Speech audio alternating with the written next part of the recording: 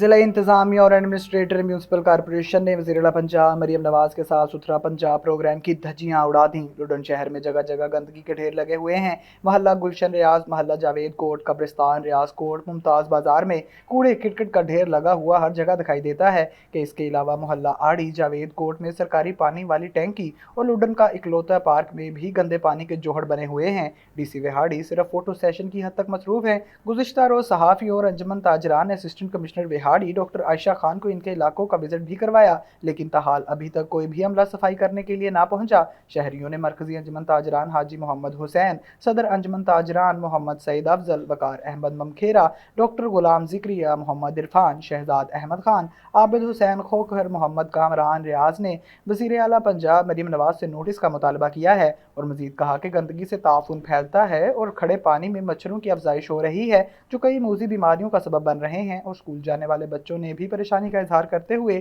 وزیر اعلیٰ پنجاب مریم نواز صاحبہ سے فوری نوٹس لینے کا مطالبہ کیا ہے۔